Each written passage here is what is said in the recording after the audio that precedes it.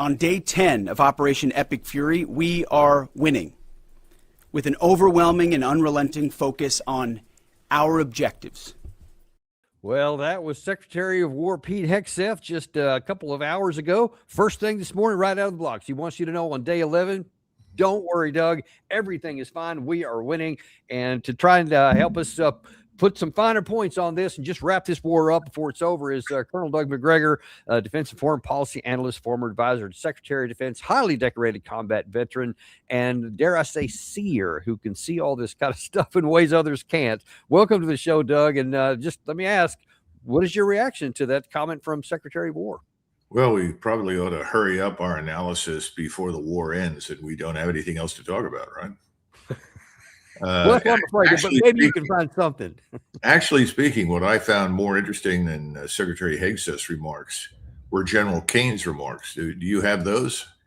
We do have some, yes. Because he stood there next to him behind the podium with his head down, reading off statistics. Can you bring that up? I don't have anything from Keen in that one. Okay, no, I don't have that one. No, sorry. Oh, that's a shame because it was deja vu from Vietnam. You know, I was looking at this thing and listening to all these statistics. We've hit 5,000 targets. We've flown. We are accomplishing our mission. I mean, I listened to that from 1965 until about 1972 when we gave up and left. And to the very day that we were leaving, we were flying hundreds of sorties and dropping thousands of bombs and so forth, and we lost. So I think we're listening right now to a flood of statistics about how many aircraft are dropping how many bombs, or yeah, there it is. Can you bring up the sound? Third, against our objectives, we've begun to target Iran's military and industrial complex, again, focusing on centers of gravity to get upstream of the shooters out in the field in order to deny them the ability to continue to generate those one-way attack drones. Let me spend a minute talking about the joint force. Across the area of responsibility, this is gritty and tireless work. And I can't begin all these sort of boilerplate commentary about the joint force because the Air Force historically has not done a good job of talking about the joint force. That's fine. But I was looking for that where I guess we may have passed it, where he sort of ran off all these statistics about how many sorties and how many strikes and how many targets and so forth. And it's when you listen to this, it's easy to become enamored of the statistics, but it doesn't tell you anything. It's sort of like Norman Schwarzkopf back in 1991 saying, yesterday we reported 252 tanks and armored fighting vehicles were destroyed. And then the next day we have on and on and on.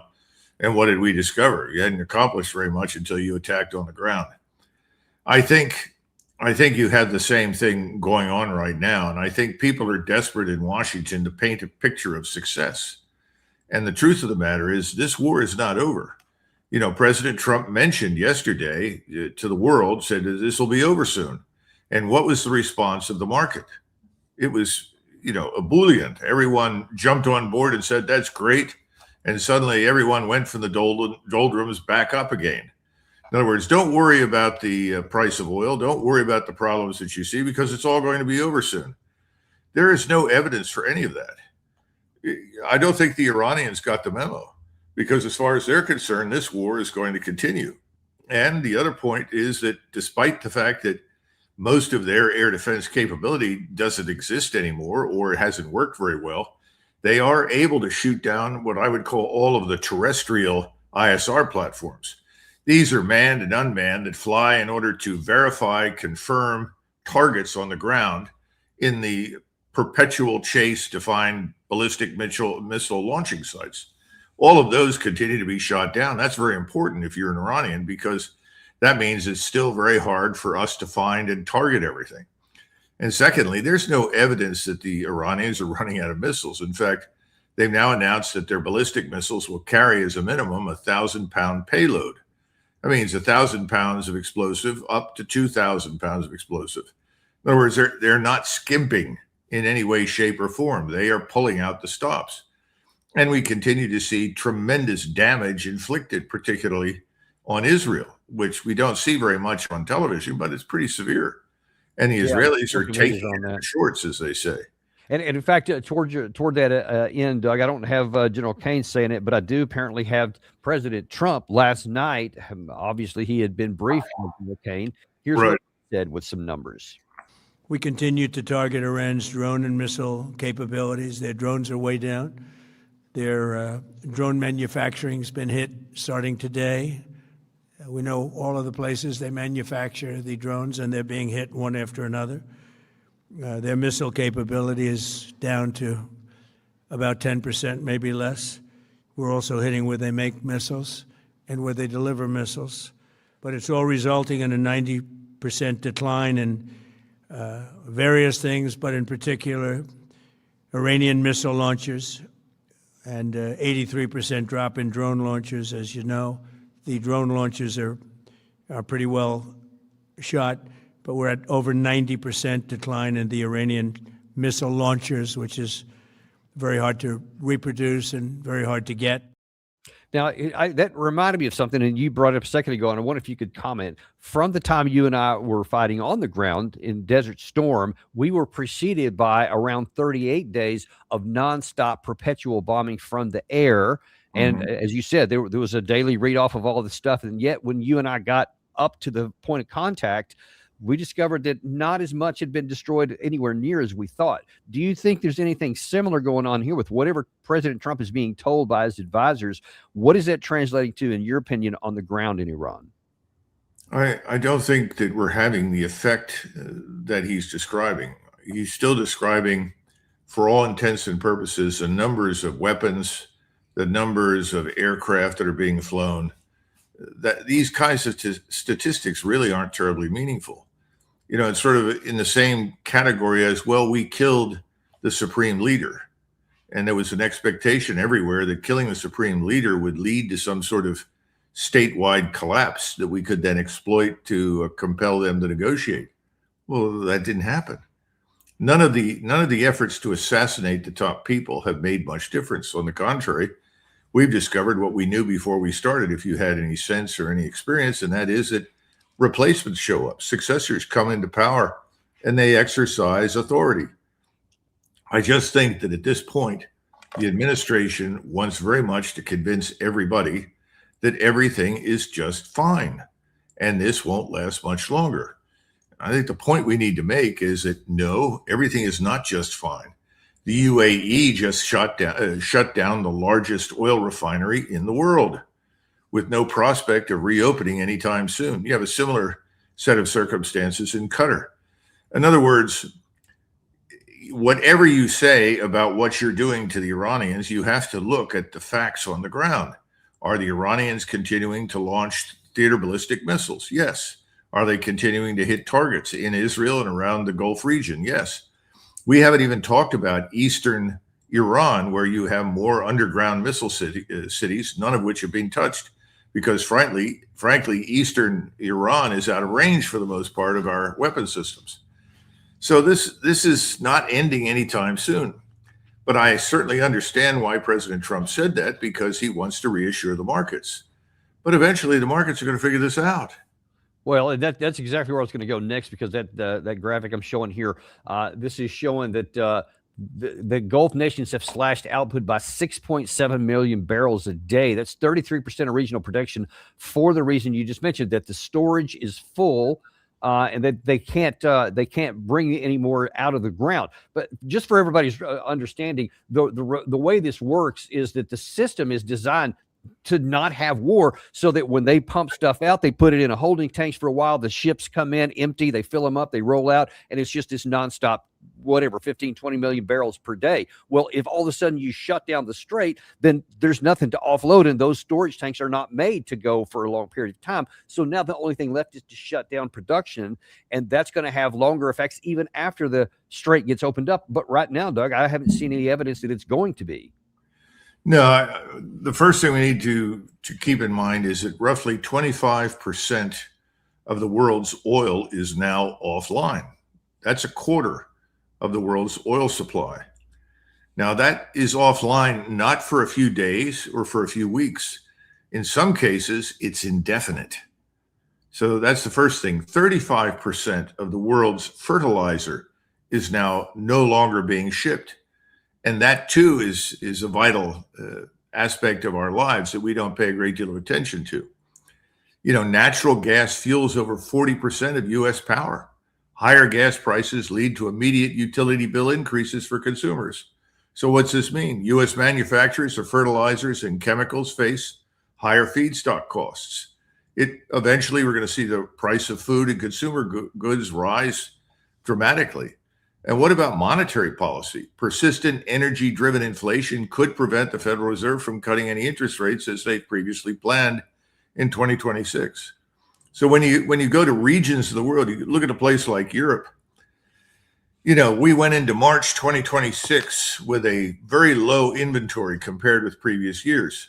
Roughly 46 billion cubic meters of liquefied natural gas, or liquefied gas and global gas. So at the end of February, compared to 60 billion cubic meters in 2025, we have 46 billion. So by February 28th, there were reports coming in indicating that LNG, liquefied natural gas, specific storage fell below 30% capacity. In Asia, the demand rate remains extraordinarily high, particularly in China and India. Each of those countries depends upon 50% of their oil from the Gulf. And even though Iran has said if it's a Chinese or Indian ship, you get to go through the Gulf. Well, if you're not refining anything, if you're not extracting anything, if you can't store anything, what does that say about the global supply outlook? So we expected that there would be in 2026 a projected rise of, say, 7% in global LNG supplies, the fastest growth since 2019, driven by new projects in the United States, Canada, and Qatar. Now that's gone, that's out. And everyone is feeling the squeeze. You just go down the list, 100-day buffer as of 2026. China holds 104 to 115 days of net import cover in its strategic petroleum reserve. Targeting the shadow supply, well, by capturing Maduro in Venezuela and striking Iran, the U.S. has effectively shut down the two primary sources of discounted oil that China used. The result, China is now forced to buy more expensive, transparently traded oil from the global market, rapidly depleting its cheap reserves. You know, I guess what I'm trying to get across is we are not feeling the profound impact as quickly as the rest of the world, but it's going to catch up with us. It's going to catch up with us in a big way. You mentioned a second ago, Doug, that President Trump has got to be keenly, sharply aware of this, because that's something he actually has always paid attention to. But he's also trying to calm markets. Here he was last night, trying to do exactly that by trying to say this whole oil thing, not a big deal for us. It affects other countries much more than it does the United States. It doesn't really affect us. We have so much oil. We have tremendous oil and gas, much more than we need. We have Venezuela now as our new partner, great partner, and it's a massive source of oil, gas, everything.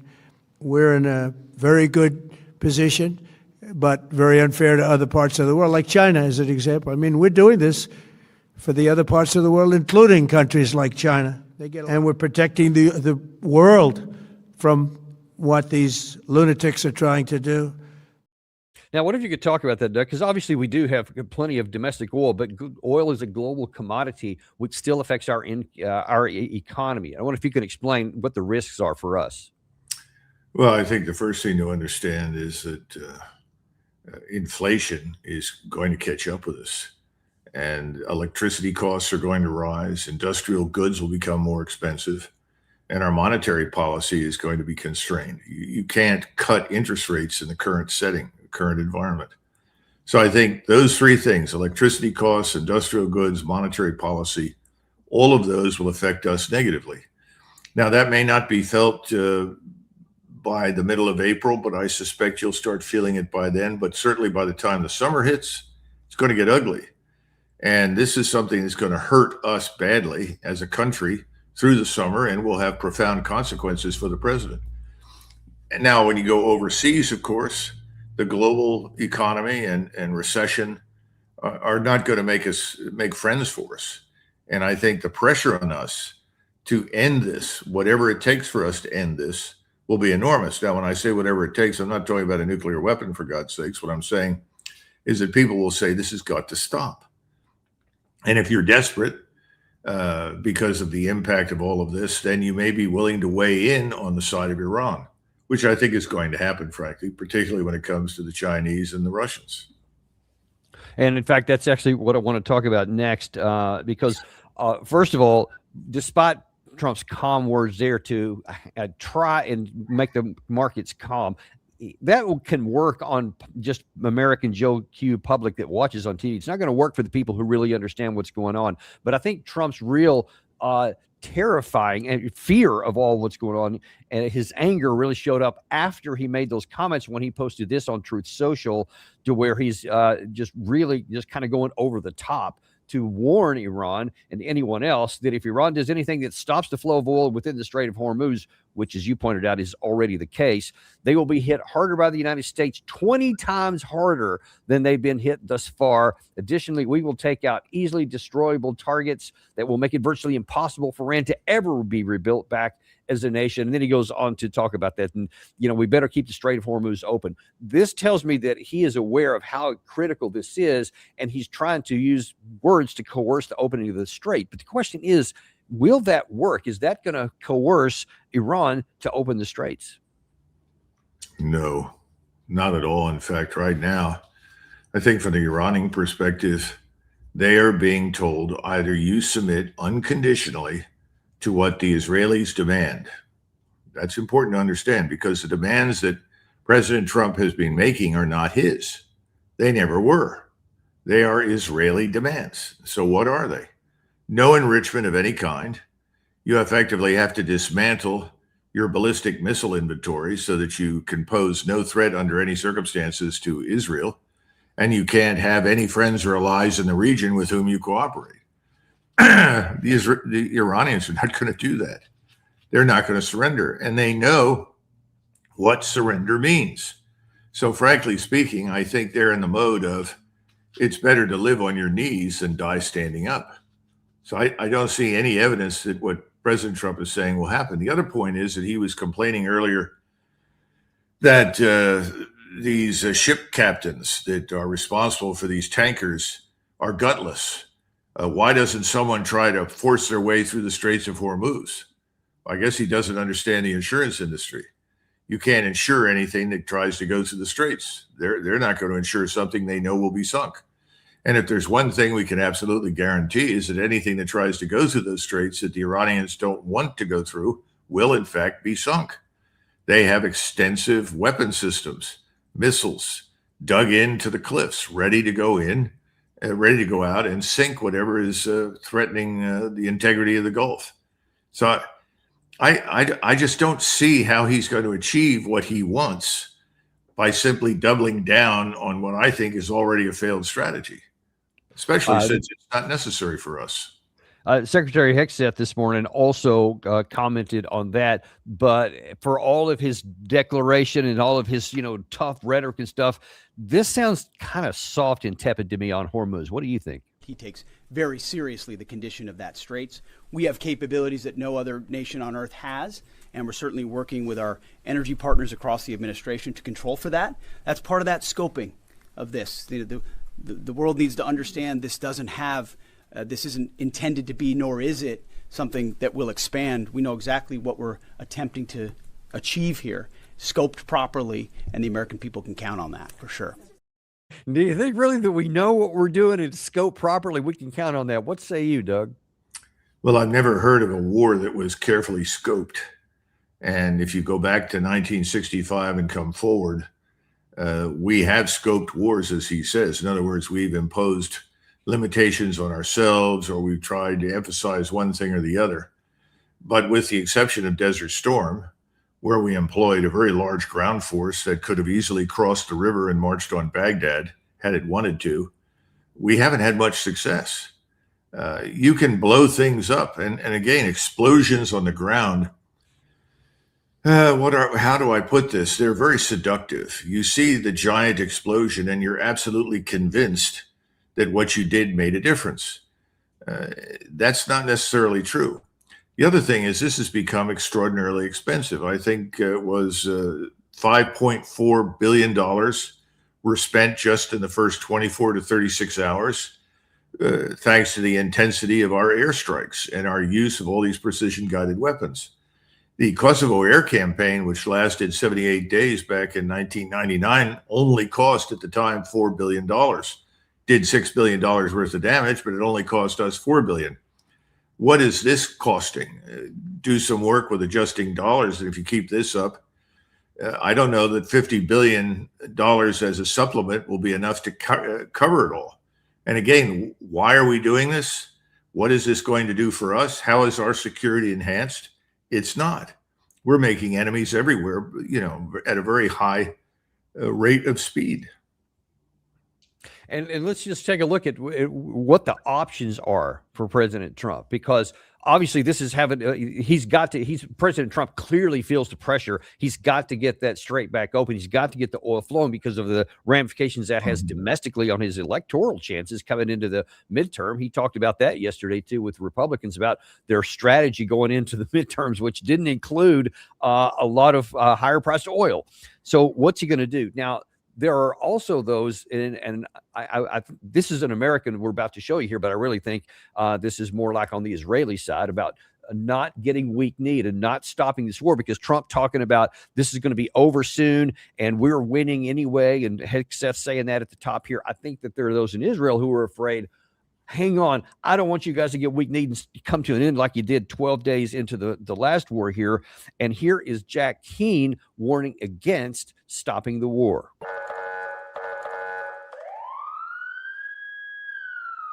Are we really saying that we cannot accept several weeks of oil prices maybe being higher than what they should be to take Iran off the map as a predator in the Middle East for decades to come? Is that what we're really saying? That we're so preoccupied with that we're not willing to make that kind of a sacrifice here? I think not. I mean, I think we've got to open our eyes, get a little clear-eyed about what is really happening here. And if we fall prey to walking away on this prematurely over oil prices, we've just given Iran a win. They certainly want that. Well, that's a great point. I think we're much tougher than that. Yeah, I don't know about tougher, but let's look at the premise of what he's saying, Doug. And militarily, he's saying, are we going to walk away from a chance to take Iran off the map? So that's saying that with the naval and air power we have arrayed throughout the region, we can, if we just keep going, take them off the map with no ground force, nobody on the ground at all. Is that really possible? I've said from the very beginning that we have enough firepower in the Air Force and the Navy to destroy Iran. I don't think there's any question about that. You can destroy everything. If it doesn't move, if it's a building, if it sits still, you can strike it. And that's the kind of thing that the airmen become involved with. They start running out of militarily attainable objectives, and so they just destroy everything that's in sight. Yeah, I think we can do that. Now, will that cause the disintegration of Iranian society? Will that cause the state itself to collapse, which seems to be the underlying hope, if not assumption? I don't know. I don't think so. And I don't think that the world, week after week after week, will stand by and watch and do nothing. That's been my contention from the beginning, because it's always clear to me this was never going to be over in a few days. It's going to take time. And I don't think we're going to get what we want. Because remember, how does Iran win? It survives. So effectively, what General Keane is insisting is we can exterminate this country. In other words, we can kill enough people, do enough damage that Iran as a nation state no longer exists. And he equates that with success, and he sees that as a positive development for the world. I don't. I never have. I'm not interested in seeing any country anywhere in the world destroyed for vanity or for any other purpose, or for Israel's interests or anyone else's, because we have no interest in that. We really don't. We're not interested in the damage we're doing to ourselves economically and financially.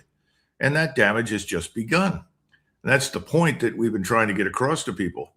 Eventually it'll hit. The guy that comes home at night and says, I'm going down to the 7-Eleven, get a 6-pack of beer and a pack of cigarettes, and then I'll be back and watch the game. His life is going to be disrupted, Not the billionaires. We know the billionaires will go on being billionaires, but his life, the average American's life, will be disrupted. So no, I think it's a terrible goal. It doesn't make military sense. It's not politically useful to us or economically useful to anybody. But that's where we're headed.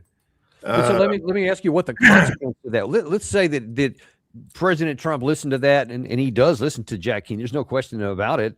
Let's say that he listened to it. He said, all right, now my knees are strengthened up. Sure, we're not going to go with this. We're going to leave the Hormuz until we can force the thing open, whether it's by escorting ships and all the common drama that would take. But eventually we could probably blow up enough of those things to get it open, theoretically. But if they succeeded then at doing what you suggested and literally blew up everything, what would that do? Number one, that would take an enormous amount of time in this massive country, 4 times bigger than Iraq. And what would that do to our arsenals at home? Because we would have to bring it down way below red levels that would make us at risk everywhere else. How does that work, the trade-offs?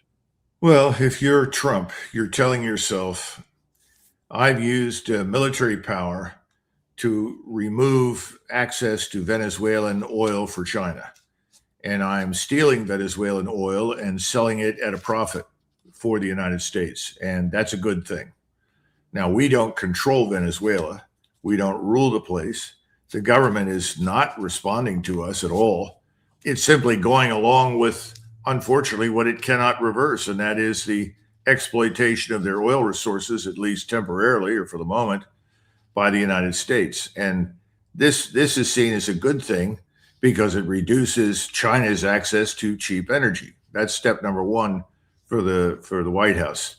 The second is impose 10% global tariffs to fund domestic AI, rare earth element infrastructure and protect U.S. markets. We're trying to do that because we forget that AI demands enormous energy. And the administration wants to fund that with natural gas. And that brings you to the third step, and that is you turn to Russia and you say, all right, we'll remove sanctions in exchange for a trade deal that secures minerals and energy, and we'll unplug you from the Russia-China-Iran axis. Now, what happens after 80 to 100 days and China decides to retaliate? In other words, it says, I'm not going to put up with this anymore. You want a war? We'll give you a war. And what makes anyone think that Russia is going to walk away from its ally in Beijing? I don't see that happening. So I think that this broad strategy that is animating Trump is going to fail miserably. It's going to drive everybody away from us. It's not going to bring anybody to us. And let's take a look at that, since you've mentioned Russia a couple of times now. Before Trump made those comments that we have showed you a clip from yesterday, he got on the phone with Vladimir Putin. And according to Peskov this morning in the Russian media, he's explaining what has happened. And he said at the moment, Peskov said there is no such opportunity to quickly end the war, to specify that there are no such intentions. These proposals were conveyed by the president to his interlocutor. Let's see how the approval process will go further.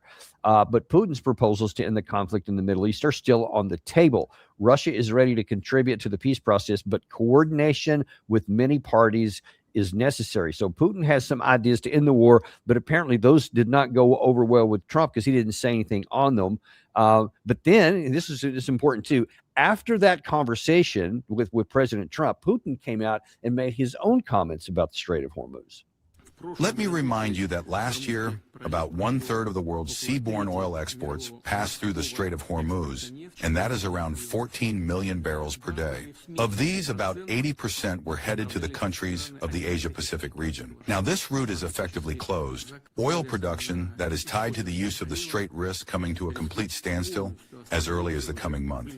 At the same time, I want to remind you that the countries of the European Union plan to introduce additional restrictions on the purchase of Russian hydrocarbons starting April 25th, including liquefied natural gas, up to a total ban on such supplies in 2027. In this regard, the government has already been set the task of assessing the possibility and expediency of terminating the supplies of our energy resources to the European market.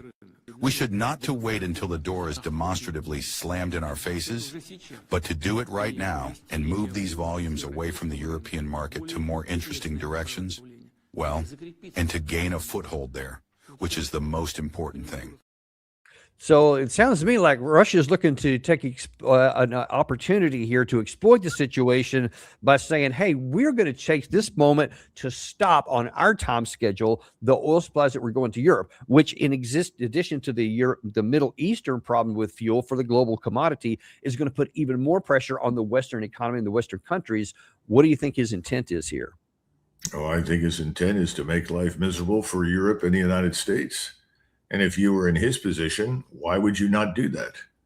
I mean, after all, we're the ones that have imposed all these punishing sanctions. And he's simply paying us back for what we've done to him in the past. I don't think there's any news there. What I thought was interesting, or what I expected that President Trump might do, is offer a strategic bargain to Putin and say, look, we'll pull out of Ukraine. We'll get all of our advisors, all of our equipment, everyone in and out of uniform out of Ukraine. We will stop supplying Ukraine. We will not provide any more money. We won't provide any more equipment. And that's number one step. And number two is we'll meet with you. We'll put a map on the table and we'll decide how to divide this child once and for all. Now, if he'd said that to President Putin, that would have been very attractive. I don't think that would have persuaded him to abandon China. I don't think Russia will abandon China because it makes too much sense for the Russians to do business with China. China is right next door, and it's their principal consumer of everything they produce. But that could have sensationally, I would say, changed the balance of power, because then there would have been a greater incentive for Putin to compromise potentially in the Middle East on some of his aims, all of which we do not know. That didn't happen, Dan. So how do you persuade someone to cooperate with you if you give absolutely nothing up? You know, he's allowed sanctions on Russian oil to be lifted. This is supposed to be temporary to help people that need it. It's too late. That doesn't make any damn difference at this point. For the rest of the world, they're all headed on a fast train down into the abyss. We just happen to be on the train behind them. It'll take us a little longer to get there, but we'll get there. And the Russians aren't interested in that. Well, you know, all of this is going to depend on how this dynamic, I mean, whether you're talking China, whether you're talking Europe, it's the global economy, American economy, everything hinges on what happens right now in the Gulf, especially between the United States and Iran. And let's take a look now at the Iranian perspective, because Foreign Minister Abbas Araghchi was asked yesterday, what is your intent on this oil? Is this a weapon you're using, or is it something you're trying to get rid of? Watch his answer. Is limiting oil supply part of your strategy here? Well, actually, this is a war imposed on us, and what we are doing is only defending ourselves. We are facing an act of aggression, which is absolutely illegal. And what we are doing is the act of self-defense, which is legal and legitimate. We have already warned everybody in the region that if the U.S. attack us, since we cannot reach the American soil, we have to attack their bases in the region, their facilities, their installations, their assets. And as a result, the war would be spread into the whole region. So this is the consequence of the U.S. aggression against us. So he's saying, yeah, that is exactly what we're doing. So they have a very clear understanding, and they're one of their IRGC leaders this morning just flat out said, we will continue to destroy anybody who tries to go through the strait without our permission, to keep that prohibition in place here. So if Jack Keane gets his way and we just continue bombing, and the Iranians say we're going to continue keeping it blocked off because that's part of our strategy, who blinks first? Well, General Keane is essentially saying that we are going to destroy the global economy, and we're arguing that the effects on us are going to be minimal. And so we just need to stay the course, the hell with the rest of the world. I don't think that's going to go down very well, especially for the people who are, at least in theory, allied with us in Europe, because they're among the people who are most likely to suffer. So, I don't, the logic escapes me. We are treating Iran as though it is some sort of bacillus, a violent and dangerous disease that has to be killed and cut out, even if the patient dies in the process. I don't think that's a good answer, Dan. And so where do we go from here? Because and I want to play one more soundbite from the Secretary Hegseth. In fact, actually, Gary, if you can first put that True Social from Trump up last night, because there's something that's important here further down that I want to talk about. And Trump was saying last night, not just he was warning about the Strait of Hormuz, but he also was warning that 20 times greater firepower is coming if you don't open this thing up there. Let's see, I think, we got that. You see, he's at 20 times harder than they've been hit thus far. Additionally, we'll take out additional deployable or destroyable targets that will make it impossible for Iran to ever rebuild back as a nation. Today, Secretary Hegseth said this. He takes very seriously the condition of that straits. We have capabilities.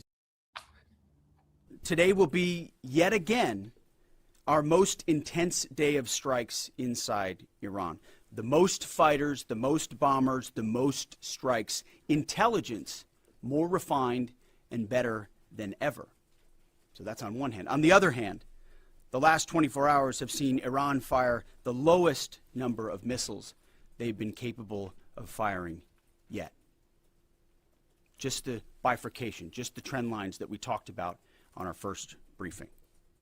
So a couple of days ago, Trump said something on social media. Then allegedly we had the biggest strike that we'd had. Now here he says it's 20 times bigger and something much, much bigger is coming.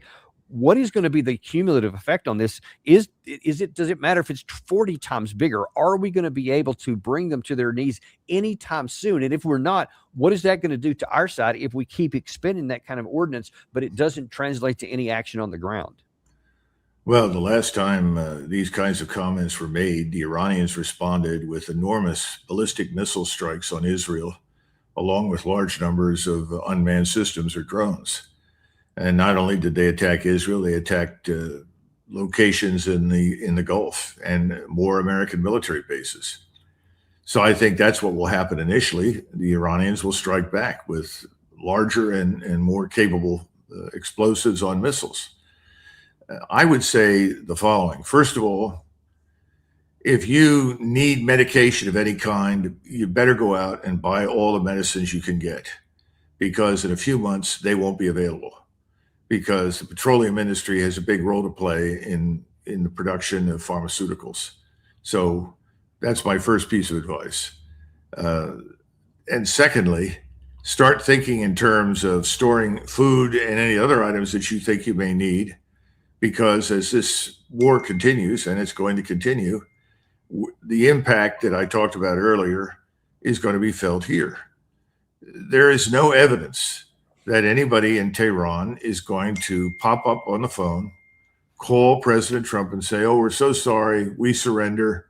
We'll do whatever the Israelis want us to do," because that's really what it's all about. Now, we have other interests. We think we're harming China.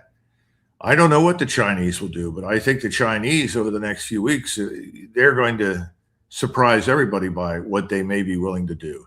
I don't know if the Chinese will fly some aircraft into the airspace over Iran and essentially tell us, "Look, we've had enough, stop," or we'll go to war. Maybe the Russians will do something similar. Who knows? There are any number of things that they could do to signal, that's it, we've had it. But in the meantime, I think you just need to prepare for the worst here. And once the stock market figures out, or the investors, the people in New York that run the financial system, who are largely part of the problem for us, they're going to say, "Oh my God," and you're going to watch the stock market tank, and you're going to watch the cost of a barrel of oil go up to 200 and potentially all the way to 3. And all of that is going to bring everything inside the United States to a screeching halt. Now, right now, President Trump is betting, based upon what he's hearing from General Kane and others, that with enough explosives, we can win this thing. And what's the win for us? The win is Iran cries uncle. We're surrendering. You can have what you want. We've taken all that we can. we'll do what the Israelis say. I just don't see that happening, Dan. Well, so let's look militarily, because that's exactly what I wanted to talk about here. Militarily, what is possible? Because clearly Trump believes what you just said, that with enough firepower, we're going to finally bring them to their knees and they will cry uncle, as you say. But let's look back at the 2025 war. It was at 12 days. If anybody was crying uncle, it was Israel, because they said, all right, we're taking too much damage. We have to get a ceasefire. Let's go in here. Iran this time has said there won't be a ceasefire at 12 days. They emphatically, categorically said that last night. But you've seen, you and I saw 38 days of an air campaign in Iraq that didn't bring them to their knees in 1991. You worked under, I think it was 78 days or whatever it was in the anti-Serb war. That never brought them to their knees the way we thought it was going to. And even that was a more narrow political objective. You had World War II, where both Japanese and German cities, we bombed them just almost into the Stone Age, and that never caused the populations to surrender until a nuclear weapon was used. Based on what you know here of the Iranian culture, of their people, of the terrain, and of our bomb-making capabilities, how long could this go before we get some kind of resolution militarily? I would urge one correction to what you said before we go to Iran, and that is that the Imperial Japanese armed forces were very concerned about Russian intervention that could have resulted in a German-style solution to Japan, dividing it in half. And they knew what the Soviets had done in Eastern Europe and Germany, and the Japanese weren't going to accept that. And so they decided to endure the humiliation. The bomb itself, while impressive, did not impress them to the extent that we think. And the really decisive factor for the emperor and the general staff at the time was the very high probability that the Soviets would invade. And they didn't want the Soviets on their soil. I think Iran looks at this as, we survive, we win. The Americans are going to feel the pain economically. We're going to try and make them feel the pain militarily. We will inflict what losses we can on them, but we have to stay the course because the very existence and survival of our country is at stake. The Turks know this, and the Turks have quietly tried to provide the Iranians with assistance in terms of intelligence and information. I think the Turks and the Iranians will grow closer in the weeks and months ahead. We've already seen the Kurds that we tried to rope into some sort of ground attack turn us down, knowing full well they not only would they be destroyed, but we would abandon them. I think more and more of the world will come to Iran's side as a result of what we're doing. We are seen, and I happen to agree with this, as engaged in an injustice. And the people that are most anxious to destroy everything, unfortunately, Dan, are people of my age, people who are quote unquote boomers. And they say, oh, blast these people, kill them all. That's the answer. You know, this is something that goes back decades to the frustration with our failure in Vietnam and the failures that we've had more recently. The answer is always kill more, destroy more. Kill more, destroy more. That's what we should have done. That's what we have to do now. We need to be more ruthless than ever. Now, I don't think that's going to happen on the U.S. side. I think smarter people will prevail. On the other hand, in Israel, that's a very different set of circumstances. And remember that if anything, Mr. Netanyahu has demonstrated conclusively that he exercises more influence over us than we do over him. We're doing all of this at his insistence. And we can go back and talk about the Zionist billionaires in the United States that effectively purchased the Congress and control the White House. But what's really important to understand is that Israel is being pulverized. That pulverization is not going to stop. And it's important for us to understand that we've said over the last several days, several times, we have hit this, we've hit that, and it's all stopped. It hasn't stopped. There is no danger of the Iranians running out of missiles. They can replace launchers and they can fire missiles and drones. And they will do so when it is convenient and useful for them to do so. That will continue. And that's why we get back to this question of what are we going to do on the ground? That's not going to happen. This country will not tolerate a draft. You know that as well as I do. So what does Israel do? And depending upon how desperate they are, they may decide to use a nuclear weapon against Iran. Now, we can only speculate what the rest of the world will respond with if they do that. And I think it would be cataclysmic. And you point out, the world won't, or the country won't tolerate a draft, but that is on the table, according to Caroline Levitt when she was asked yesterday. But there's another aspect of this. I almost hesitate doing this to you, but it was said, so it's got to be addressed here. You mentioned that there had been some aborted attempt to, let's see if we can rope the Kurds into doing our dirty work on the ground. That didn't work. But there is one retired general officer who thinks that a ground incursion, a massive ground incursion, is necessary. It's really hard to imagine the collapse of the regime and the Islamic Revolutionary Guards Corps in the Basij without some kind of massive ground presence. Maybe this could be in the form of protests or a fissure, a breakaway kind of part of the security forces. The Artesh, which is like the conventional army, maybe elements of that could turn against the Islamic Revolutionary Guards Corps. Or there could be even members of the RGC who say, hey, enough of this, right? So I think that's what we're kind of playing for. There could be the use, as the president has said, of troops. And, it's important to recognize that for some of these missile threats, they're tough to get at exclusively from the air, although we're doing, dropping off the numbers of missile launches and drone strikes. But also some of these deep buried sites, for example, could be another target. But, you really need the whole, all elements, land, sea, air, cyberspace, space, to get to a final resolution. I think he admits something correct there, that you just can't win this from the air alone because there's too many targets you can't get at. But what do you say about the first? Because he's definitely not the only one saying this, is that, hey, maybe we can get them to turn against the regime at home, and then they'll rise up and they'll become our own ground force. What do you say? Well, I think that's not a reasonable assumption. It's not even useful to speculate on it. We can't make that kind of assumption. So I think you have to go back to where is the ground force and how many troops would you need? Probably 300,000 plus. Well, first of all, where do you get them trained, ready to execute? That's question number one. How do you move them? You've got to move them to the region. Are you going to move them into southern Iran? I mean, the Baluchistan down on the coast there, it's 1,000 miles from one end of Iran to the other, south to north. I don't think we're going to do that, crossing endless deserts. So where are you going to move in from? Are you going to move in from the Mediterranean?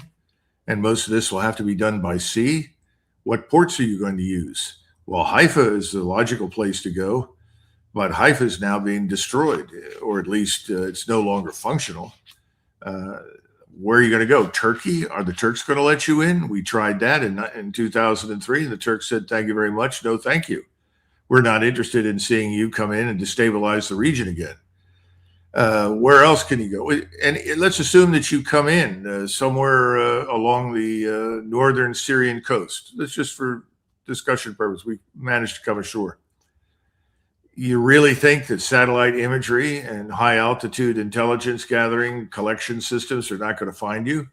If they do, are the Iranians still going to ignore it, or are they going to target you?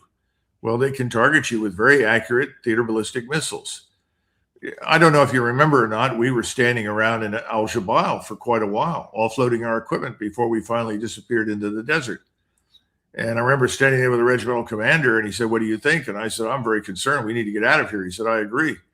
Both of us were worried about the same thing. What if Saddam suddenly had an intelligent thought and launched, say, 50 Scud missiles at Al-Jabail? That's Al-Jabail on the map right there, by the way. Yeah, how much destruction could you inflict? Tremendous.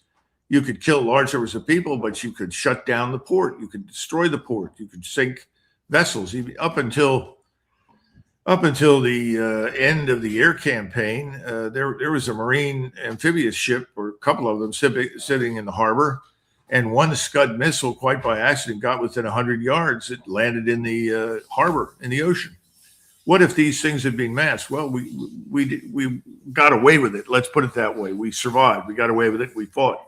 So correct me if I'm wrong, Doug, but like what you're saying is, oh, this right here, this is a Jabal. This is where the ships would have to come in and dock, and all they would have to do is take these two basic big targets out, and then the whole rest of the port is almost worthless, and we can't offload.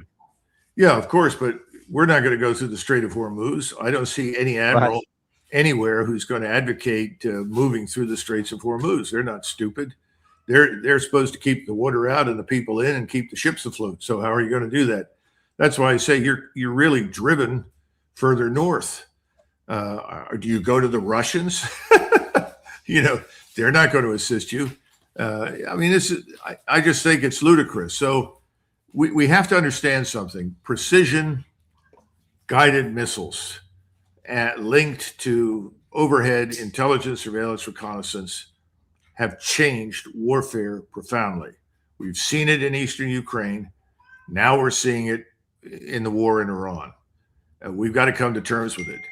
It's a new challenge. We're sort of like the army that just won the Battle of Omdurman in 1899 and killed all of the Sudanese tribesmen, and suddenly we're transported in 1914 to the battlefield in front of the Germans, and we come to terms with something we've never seen before: heavy artillery, machine guns, barbed wire, so forth.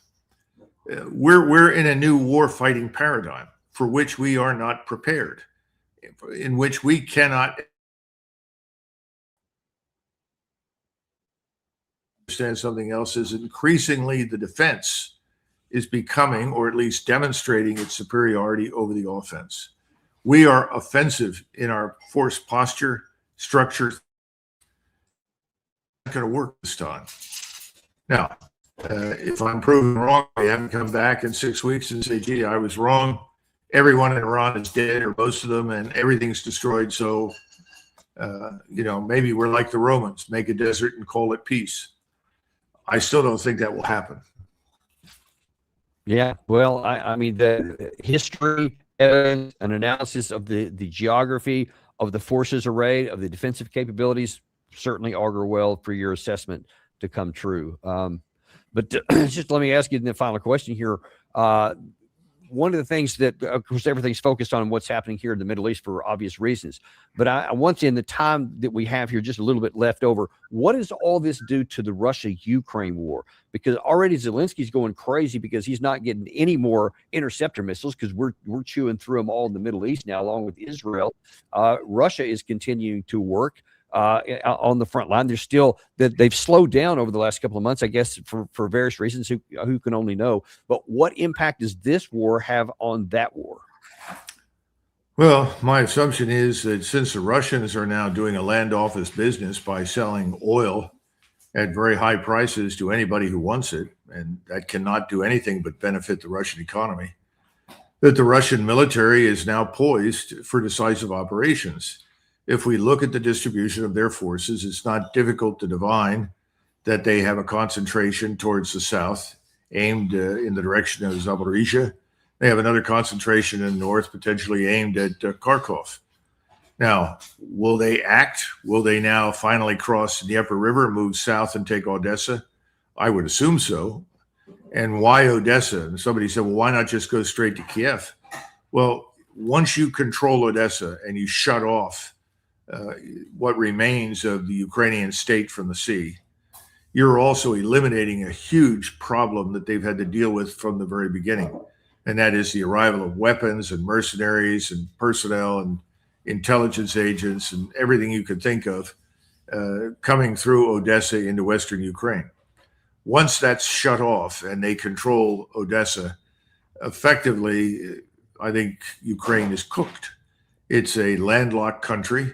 It's dependent entirely on what comes through Poland or the Baltic states from the Baltic Sea. And we all know where that's headed right now, thanks to the war in the Persian Gulf. There's not much coming. And I think they'll starve Zelensky in Kyiv. Now, they may yet cross the river and decide to finally move in and arrest Zelensky. What we've already found on the west side of the Dnieper River is that special operations forces, Russian special operations forces, can operate with a great deal of freedom of maneuver. So They've got lots of options, but I think the first one on the table is probably Odessa. Kharkov will fall anyway. And then the question is, what do you do about Kiev?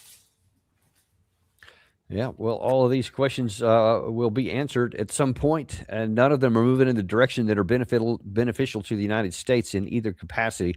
I can only imagine that probably President Trump these days is just dying, wishing he had listened to your advice in January of 2025 when he first took office and gotten the whole Russia-Ukraine thing off the map, because whether we sold them or gave them to Ukraine doesn't make any difference. We have offloaded a ton of equipment that he probably would like to have in his arsenal right now, but we are where we are. So now we just have to wait and see. If there was someone thinking strategically in Washington, the call to Putin that was made yesterday would have had profound consequences.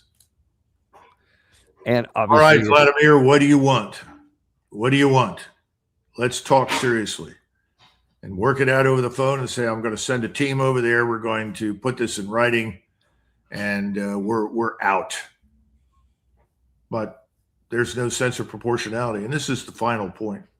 We have no sense of limitations. We think our resources, our capabilities are limitless. They are not. And we're going to get a lesson in that. Yeah, I think it's going to be a very painful one because President Trump does not accept that. But history and reality has a way of imposing it. We'll see. But in any case, thank you so much for coming on today, Doug, and giving us your unintimidated and uncompromised reality check about what's going on here. And we will watch and see how this stuff works out. Thank you so much for coming on. Right. Thanks. Bye-bye.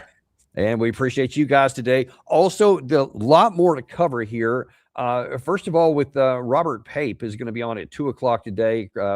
Great historian who really is on top of a lot of the stuff, has been for decades. I read a lot of his work in the our war against in Afghanistan. I studied a lot of his stuff, and it really played out on the battlefield there. He really understands the Middle East. You will not want to miss this at 2:00 today. And most likely I will be on possibly as soon as 30 minutes from now. I'm going to look a little bit more in depth at something Secretary of State of Defense Hegseth said this morning, which is maybe a little more illuminating on what the real state of affairs are in the minds of the administration that you might not have gotten. Be sure to tune into that, and we will see you then on the Daniel Davis Deep Dive. You know we don't have sponsors because we hate to hit you over the head with ads. I don't like them. So show a little love back. Subscribe, like, and send this to somebody you care about.